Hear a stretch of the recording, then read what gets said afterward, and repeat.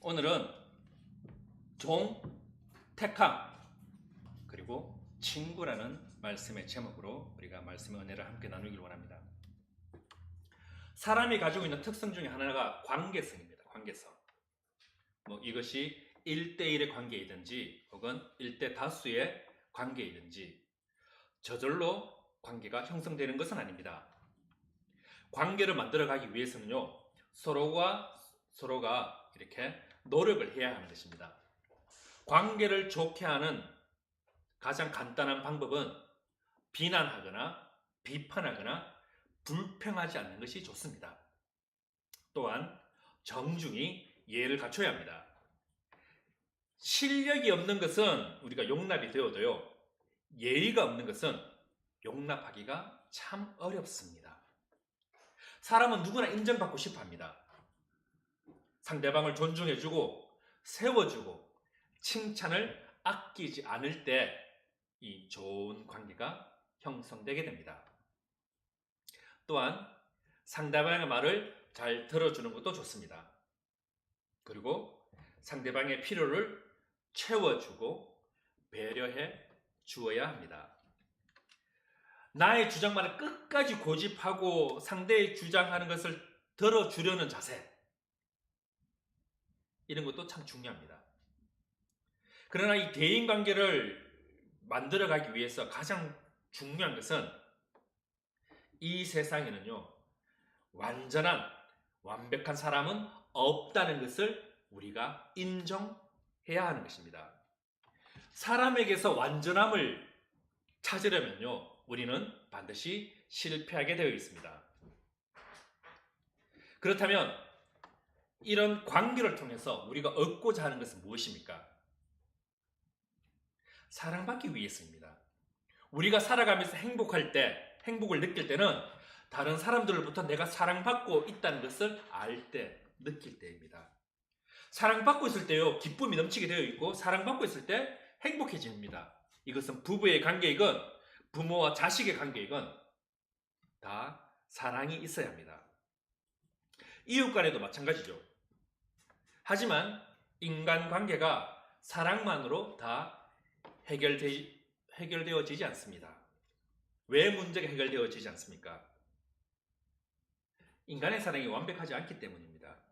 인간의 사랑은요, 늘 자기중심적이라는 겁니다.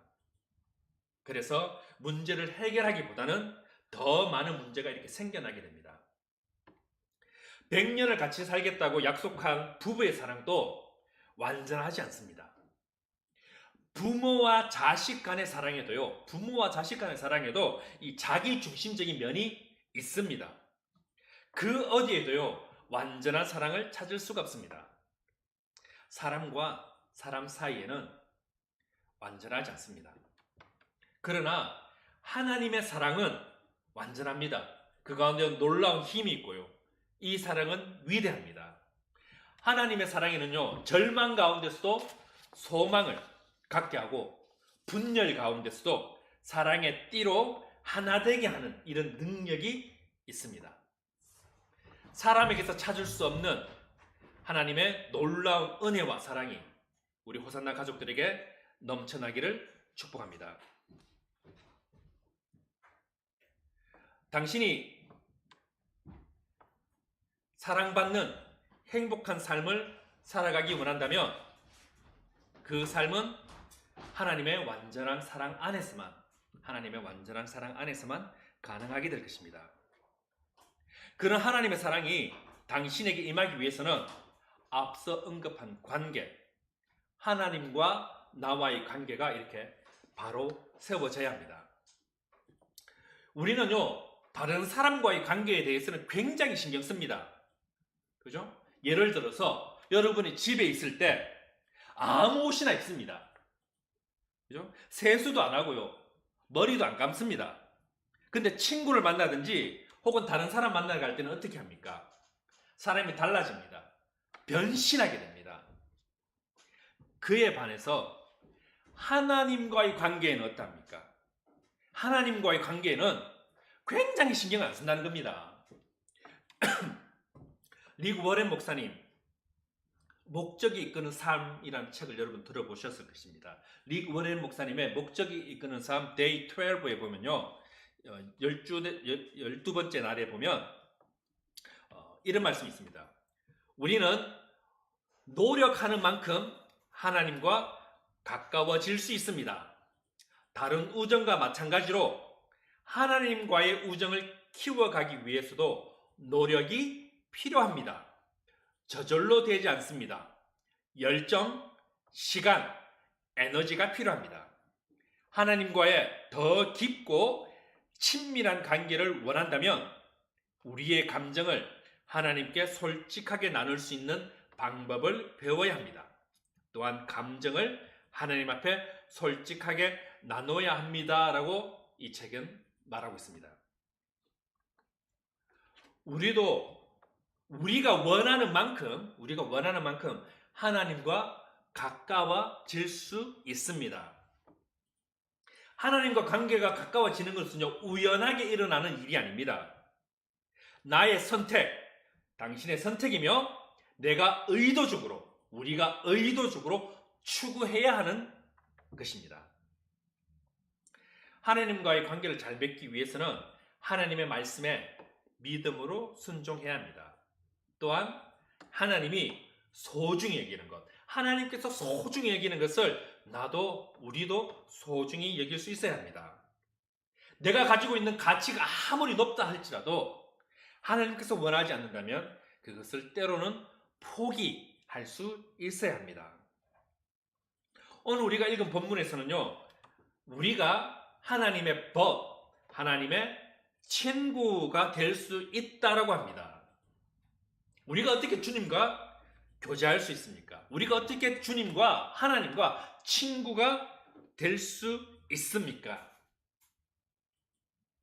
기도를 통해, 말씀을 통해, 예배를 통해 주님과 교제할 수 있고 친구가 될 수 있습니다. 저는 우리 예배자 모두가 하나님과 친구 되시기를 축복합니다. 주님과 기도의 친구, 주님과 말씀의 친구, 주님과 예배의 친구가 되시기 바랍니다. 그런데 문제가 있습니다. 무엇이 문제입니까? 우리는요, 이 세상에 관심이 있습니다.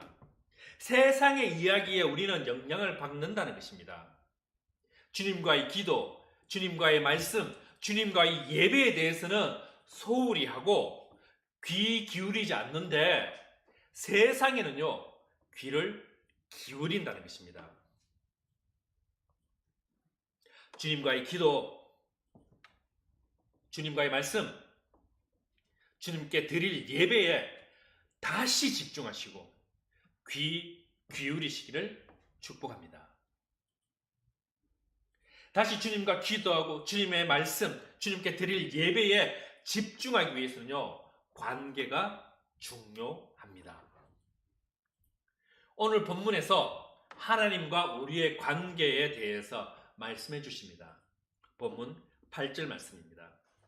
8절 보도록 하겠습니다.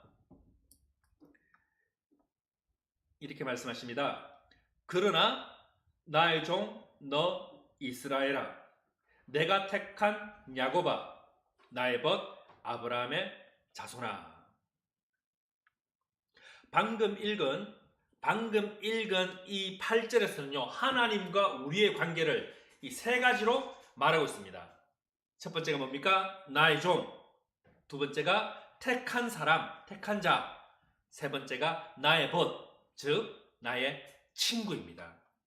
하나님께서 우리에게 세 가지 관계로 말씀하고 있다는 것은요, 하나님의 우리를 향한 사랑을 말하는 것입니다. 뿐만 아니라 이것은 곧 우리의 정체성을 말해주고 있다는 것입니다. 우리가 오늘 이 본문을 통해 더 큰 은혜를 받기 위해서는요, 이사야 당시 시대 배경을 좀 알아볼 필요가 있습니다. 자, 이스라엘은 나라는요, 자, 사울이 있었죠. 다윗이 있었고 그 다윗의 아들 솔로몬이 죽고 그 아들 르호보암 때 나라가 남북으로 이렇게 갈라지게 됩니다. 북이스라엘, 남유다. 이렇게 나누어지게 됩니다. 오늘 말씀의 저자인 이사야 때는요, 이 둘 중에 이 북이스라엘은요, 이미 아수르라는 나라에 의해서 나라가 망해버렸습니다. 나라가 없어져 버렸어요. 그런 상황입니다. 남유다는요, 북이스라엘이 망하는 거 보면서, 언젠가는 우리도 망하겠지. 이런 불안한 날들을 살아갈 때 이사야가 여러 가지 예언을 합니다. 그 중 하나가 메시아가 오실 것이다 라는 예언입니다. 이 예언은 신약의 예수님의 탄생으로 이루어집니다. 그리고 자신이 살아가는 이 유다에 대한 예언도 합니다. 유다에 대한 예언은 뭐냐면요, 남유다도 망할 것이다. 이고 남유다 사람들이 70년 동안 또 포로로 살아갈 것이다. 그리고 한 가지 더 예언하기를 남유다 힘 스스로 해방하는 것이 아니라 고레스라는 왕에 의해서 해방이 이루어질 것이다 라고 합니다. 이 예언을 했습니다. 이사야서 45장 1절 말씀입니다.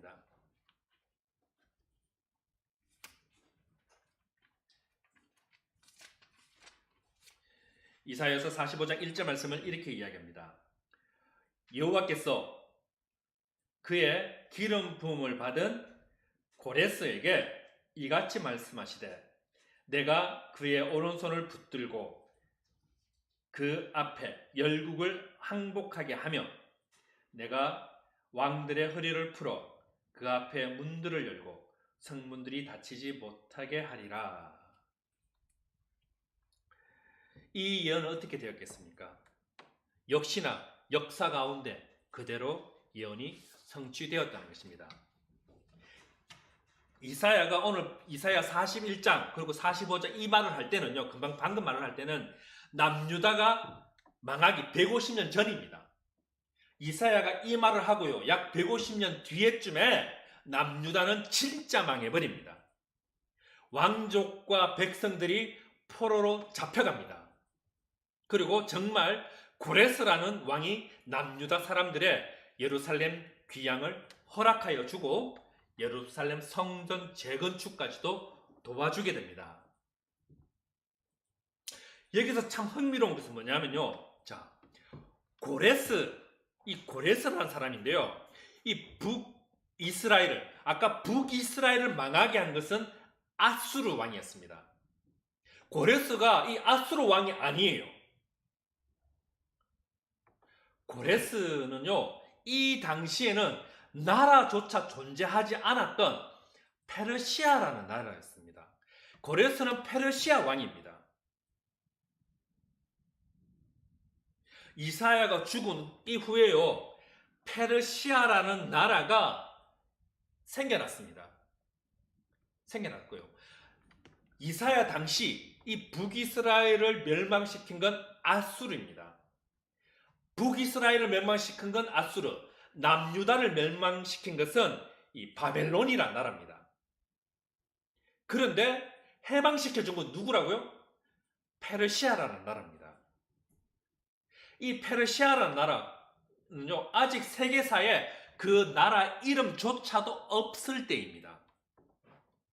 이름도 없던 나라에 아직 태어나지도 않은 고레스라는 왕을 통해서 하나님께서 어떻게 일하실지 예언한 것입니다.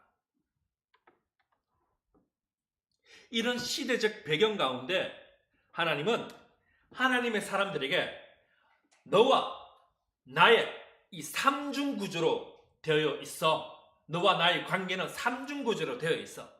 다시 말해서 즉 뗄래야 뗄 수 없는 사이야 라고 말씀하시는 것입니다. 그 하나님과 우리 사이의 첫 번째 관계가 무엇입니까? 종입니다. 종의 관계입니다. 조금 전에도 말씀드렸다시피 아직 이 페르시아라는 나라는 나라도 없습니다. 태어나지도 않은 고레스를 통해 일하실 하나님입니다. 앞으로요, 약 200년, 220년 뒤에 일어날 일이지만 고레스는 하나님의 도구로 쓰임받을 것이다 라고 말을 하고 있습니다. 하나님의 일을 진행하고 쓰임받음에도 불구하고 뭡니까? 고레스는 고레스일 뿐입니다. 이 고레스에게 하나님은 종이라 부르지 않으십니다. 전반적으로 이 역사적 사실과 이 정서상 종이라는 신분은 그리 즐거이 받아들일 만한 관계를 표현하는 것은 아닙니다. 그것은 분명합니다. 그러나 하나님께서 종이라 부르실 때의 그 종은요, 지금 우리가 생각하는 그런 주인의 명령에 복종해야 하는 그런 종의 의미가 아닙니다. servant, slave 이런 종이 아닙니다. 그것을 알 수 있는 근거가 무엇입니까? 하나님께서는요, 예수님에 대해서도 종이라 말씀하셨습니다. 이사야서 52장 13절 말씀입니다. 이사야서 52장 13절 말씀을 보도록 하겠습니다. 여호와께서 너희 앞에서 행하시며 이스라엘의 하나님이 너희 뒤에서 호위하시리니 죄송합니다. 13절입니다. 보라, 내 종이 형통하리니 받들어 높이 들어서 지극히 존귀하게 되리라. 내 종이라고 말합니다. 이 내 종이 누구냐? 바로 예수님입니다. 우리가 지금 방금 읽은 이 이사야서 52장 13절부터요, 이사야서 53장에 이르기까지 오실 예수님에 대한 말씀입니다. 많은 학자들이요, 이 부분을 여호와의 종의 노래라고 말합니다. 하나님이 자기 아들 예수에 대해서 종이라 지금 표현합니다. 뿐만 아니라 성경에서는 아브라함, 모세, 요수아, 다윗, 엘리야 등 하나님 앞에서 경건한 삶을 살았던 사람들이 하나님께서 그들에게 종이라 불렀습니다. 그래서 이 종이란 말은요, 하나님께 들은 매우 영예스러운 호칭입니다. 방금 읽었던 본문에서 하나님께서 종이라 말한 것은요, 주인으로서 종에게 일을 시키겠다는 의미가 아니라 내가 반드시 지키고 보호하겠다는 하나님의 의지입니다.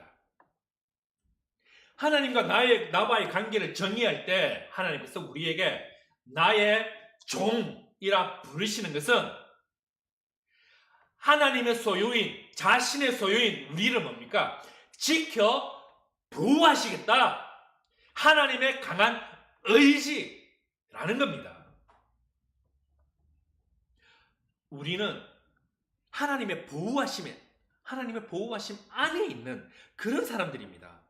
하나님은 우리를 지키시는 분이심을 여러분 기억하시기 바랍니다.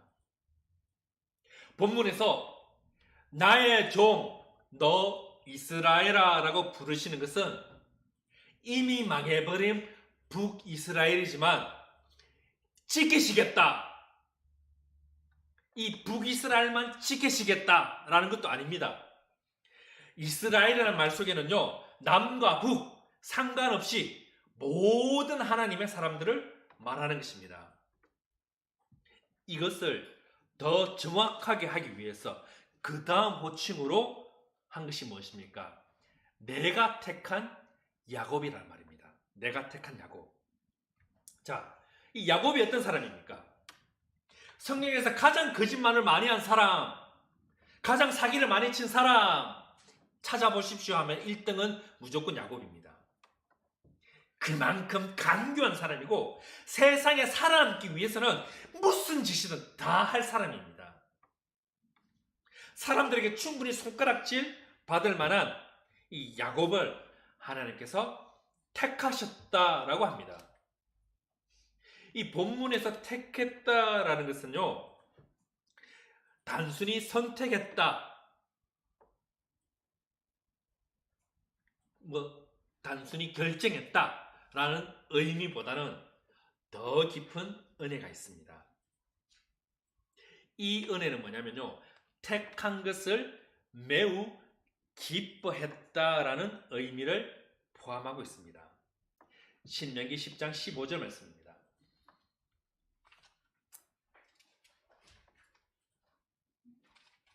신명기 10장 15절 말씀입니다.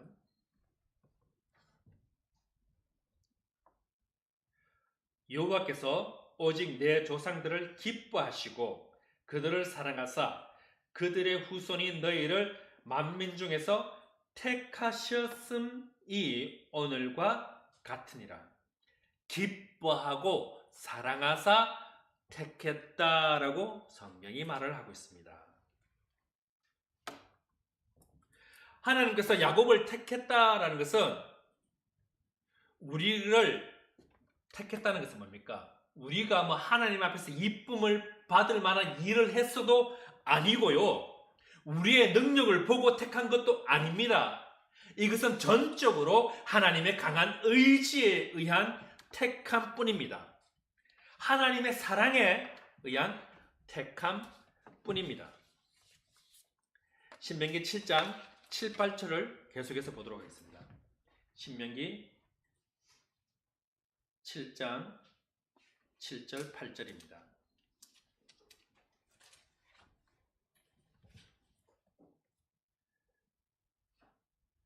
여호와께서 너희를 기뻐하시고 너희를 택하심은 너희가 다른 민족보다 수요가 많기 때문이 아니니라. 너희는 오히려 모든 민족 중에서 가장 적으니라. 다만 여호와께서 너희를 사랑하심으로 말미암아 또는 너희 조상들에게 하신 맹세를 지키려 하심으로 말미암아 자기의 권능의 손으로 너희를 인도하여 내시되 너희를 그 종되었던 집에서 애굽 왕 바로의 손에서 속량하셨나니. 하시는 말씀이 뭡니까? 기뻐하시고 너희 능력 때문이 아니다, 사랑하심으로 말미암아라고 이야기합니다. 지금 세상을 보면 북이스라엘은 망했습니다. 남유다도 언젠가는 망할 것입니다. 우리 삶도 마찬가지로 생각할 수 있습니다. 이번 생은 망했다 라고 생각할 수 있고요, 나도 언젠가는 망할 것이다 라는 막연한 두려움이 있을 수 있습니다. 그렇지만 하나님의 택함을 받은 우리는 이런 생각을 전혀 할 필요가 없습니다. 하나님은 한번 택하신 사람을 결코 버리지 않기 때문입니다. 이사야는요, 앞으로 바벨론에 의해서 포로로 끌려갈 사람들의 미래를 생각하고 그들이 느낄 그 절망감, 그런 절망감을 고려하였기에 하나님 앞에서 자신들의 정체성을 분명히 알려주고 깨닫게 할 필요를 느꼈습니다. 이사야는 우리가 하나님의 종이라는 사실과 우리가 어디에 있든지 하나님의 택함을 받은 사람이라는 것을 분명하게 지금 선포하고 있다는 것입니다. 하나님과 우리의 세 번째 관계는 이 친구라고 합니다. 예수님께서도 우리를 친구라 이렇게 말씀하셨습니다.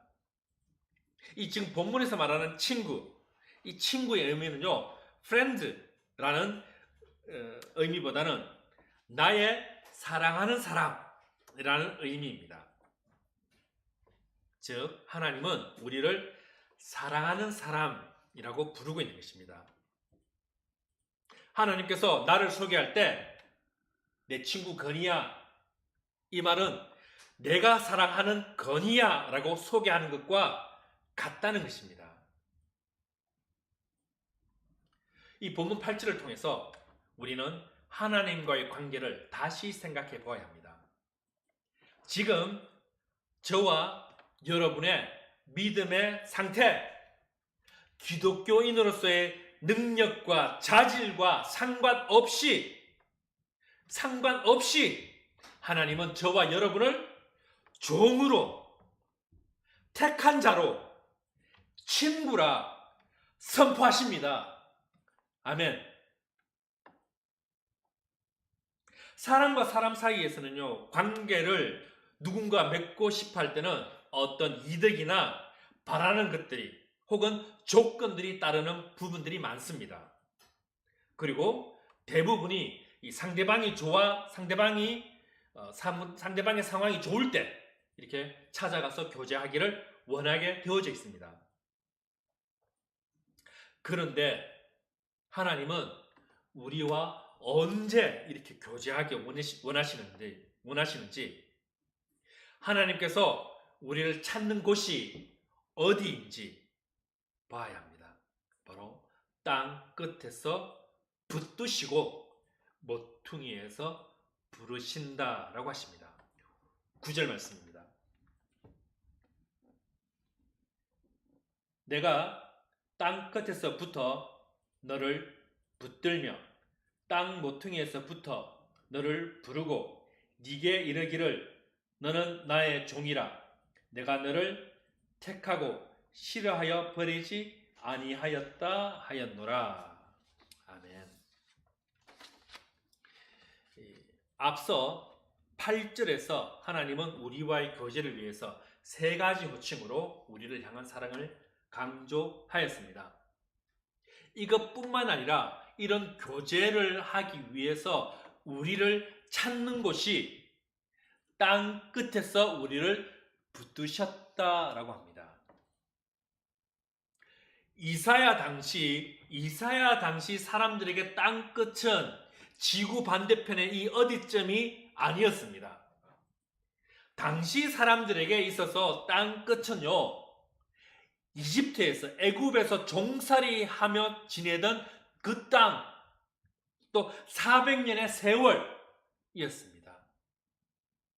혹은 앞으로 바벨론 땅에서의 포로 생활을 하는 그 시간일 것입니다. 이 땅끝이라는 비유적 의미는요, 하나님의 능력이 전혀 미치지 않을 것 같은 장소, 하나님의 능력이 없을 것 같은 시간 등을 의미합니다. 당신에게 있어서 땅끝은 어디입니까? 당신에게 있어서 하나님의 능력이 미치지 못할 곳이 어디입니까? 당신이 하나님을 떠나 살아보겠다고 멀리 떠났다 할지라도 하나님은 그곳에서 당신을 붙드실 것입니다. 당신이 아무리 먼 곳에 간다 할지라도, 당신이 아무리 절망적인 상황에 있다 할지라도 하나님은 하나님의 사람인 우리를 더 강한 팔로 붙드실 것입니다. 아멘. 하나님께서는 땅 끝에서 나를 붙드신다고 합니다. 이 붙드신다라는 단어의 원어적 의미는 단단히 붙잡다라는 이 뜻도 있지만 마음을 강하게 한다라는 의미도 있습니다. 포로로 잡혀갈 것이기에 고향을 떠나야만 했고 포로 생활 가운데 일어나는 차별과 억눌림 속에서도 하나님은 붙드실 것이고 이스라엘 사람들의 마음을 강하게 하실 것이다 라고 말씀하십니다. 제가 방금 붙드실 것이고 강하게 하실 것이다 라고 말씀했습니다. 하지만 정확히 말하자면 이 문장은 붙들었다, 강하게 하셨다 라고 기록되어져 있습니다. 미래의 일인데, 미래의 일은 맞는데 기록은 어떻게 되어 있다고요? 과거형으로 적혀져 있다는 사실입니다. 이것은 반드시 이루어질 것임을 강조하는 것으로 이것을 신학에서는요, 예언적 완료 뭐 이렇게 말하기도 합니다.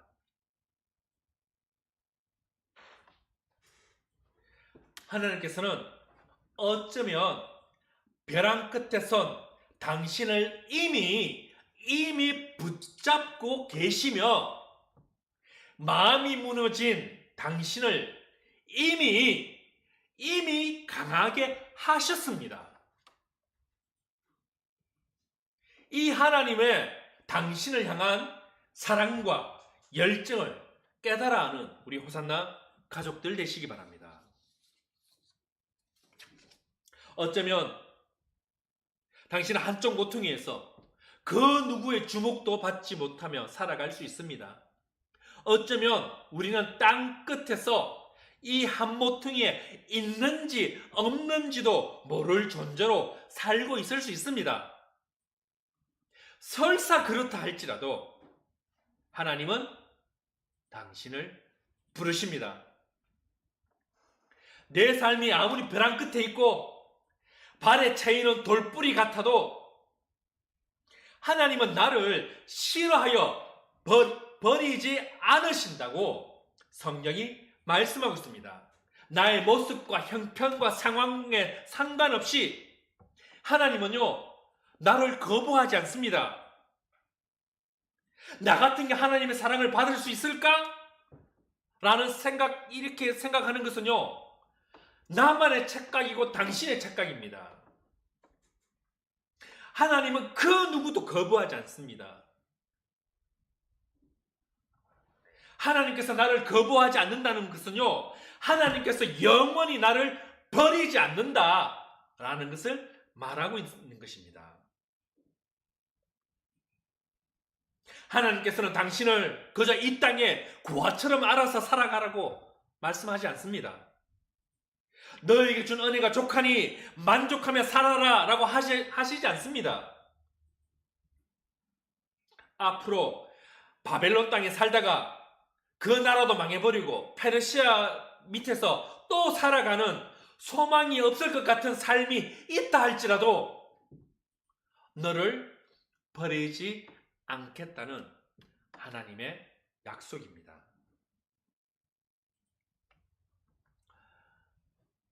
살다 보면 하나님께서 나를 잊어버리셨나? 하나님이 계시기는 한가? 나는 저주받고 버림받은 사람이다 라는 생각이 들 때가 있습니다. 하는 일마다 안 되고 걱정은 태산처럼 크고 마음은 늘 불안할 때가 있습니다. 쉬어도 쉰 것 같지 않고 먹어도 먹은 것 같지 않을 때가 있습니다. 그러나 이런 생각들은 하나님의 마음을 알지 못하는 것에서 나오는 부질없는 생각입니다. 하나님은 결코 나를 버리지 않으십니다. 비록 우리가 혹독한 고난의 길과 시간을 지난다 할지라도 이것은 나를 버리시기 위함이 아니라 나를 연단시키기 위함임을 고백할 수 있길 바랍니다. 이 혹독한 그 시련의 시간을 통해 나를 정금같이 순금같이 거룩하게 만드시기 위함입니다. 그럼에도 우리는 두렵고 버림받은 것 같은 마음이 있는 우리를 위해서 하나님께서는 또 다시 한번 말씀하십니다. 10절 말씀입니다.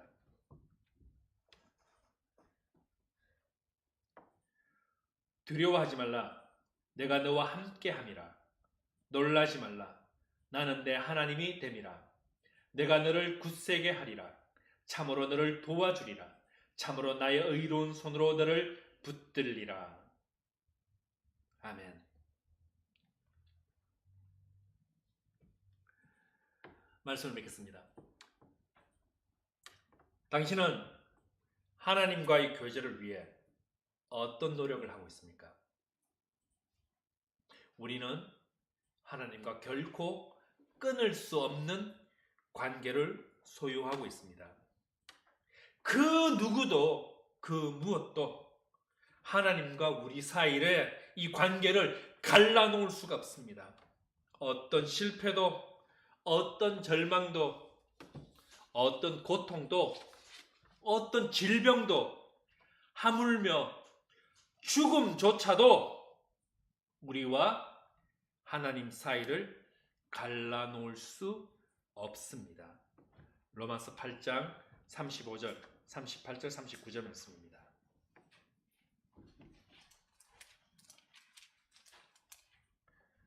로마서 8장 35절 말씀입니다.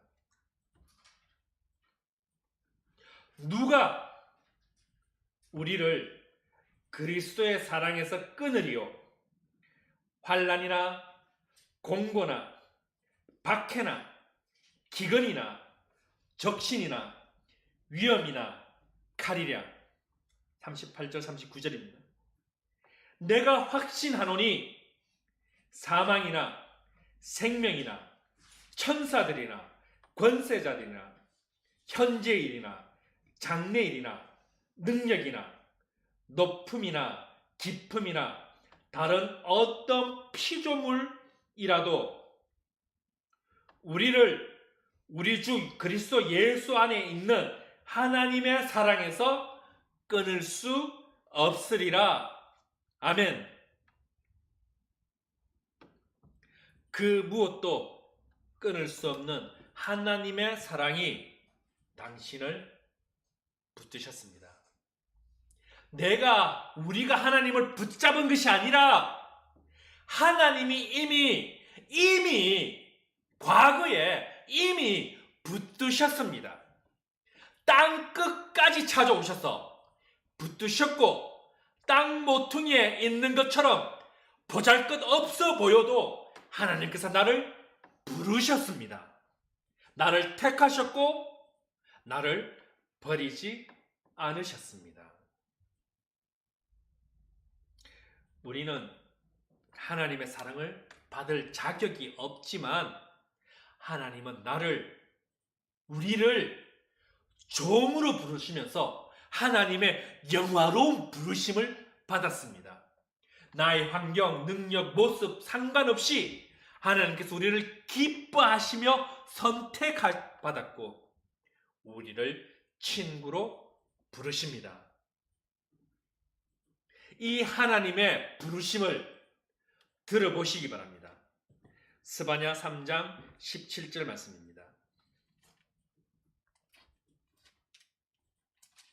스바냐 3장 17절 말씀입니다.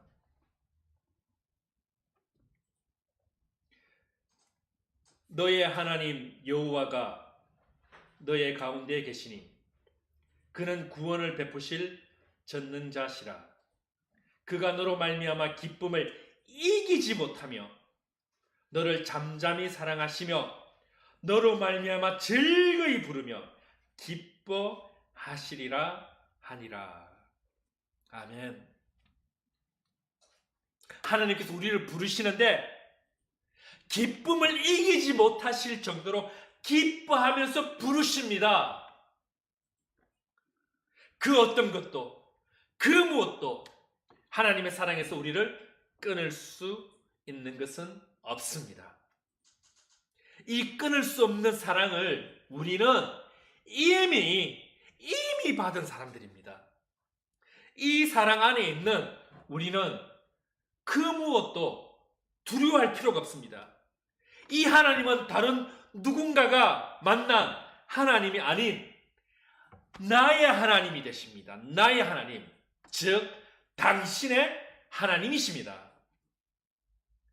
그럼에도 의심되고 불안해하는 우리를 위해 하나님께서 다시 한번 말씀하십니다. 하늘과 땅의 모든 권세를 가지신 예수님께서 세상 끝날까지 항상 함께 있으리라. 말씀 안에서, 하나님의 사랑 안에서 기쁨이 넘치고 행복이 차오르는 우리 호산나 가족들 되시기를 축복합니다. 기도드리겠습니다.